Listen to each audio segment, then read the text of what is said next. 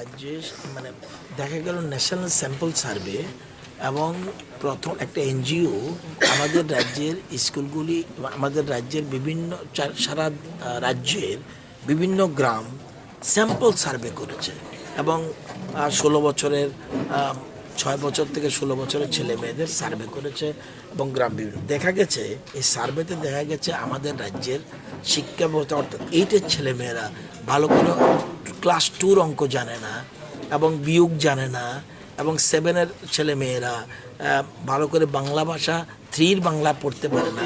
এই তথ্য জেনে আমরা আশ্চর্য হয়ে গেছি। সেই জন্য আমরা একটা সার্ভে করছি, এটা স্যাম্পল সার্ভে ছিল, এখন আমরা টোটাল সার্ভে করছি আমরা কোন শিক্ষণ স্তরে কোন জায়গায় রয়েছি।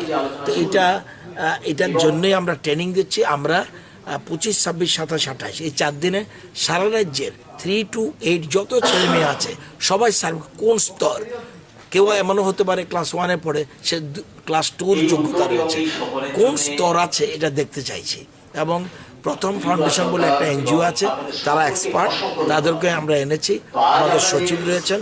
এটা করে আমরা সারা রাজ্যতে 800 টিচারকে আমরা চুজ করব এবং সারা রাজ্যে কোন জায়গায় অবস্থা রয়েছে এটা আমরা দেখব। দেখার পরে আমরা যে এনসিআরটি চালু করব সেই জন্য আমরা প্ল্যানিং করছি উইদিন 3 ইয়ার্স আমরা যাতে ভারতবর্ষের অন্যান্য রাজ্যের তুলনায় আমরা যেন একটা ভালো জায়গায় পৌঁছতে পারি, সেই জন্য আমাদের ট্রেনিং চলছে। আমাদের মূল জিনিস আপনারা যে সাংবাদিকতা করছেন, আপনাদের প্রকৃত শিক্ষা যদি না হয় আমি টোটাল কিন্তু আপনার ডেভেলপড হবে না। যে যত কথা বলুক, হিউজ সম্পদ থাকতে পারে, এই সম্পদের ব্যবহার কে করবে? দোজ হু আর এক্সপার্ট, যারা সেই সম্পদের ব্যবহার করতে হলে প্রকৃত শিক্ষা যারা থাকা দরকার। এই শিক্ষার জন্যই আমাদের রাজ্য সরকার গুরুত্ব দিচ্ছে। কোনো প্রশ্ন নেই, যেহেতু নতুন গভর্নমেন্ট নতুন রিক্রুটমেন্ট রুলস প্রণয়ন হয়েছে, এর আগে একটা হয়েছিল সেই জন্য এটা ভুল হয়েছে।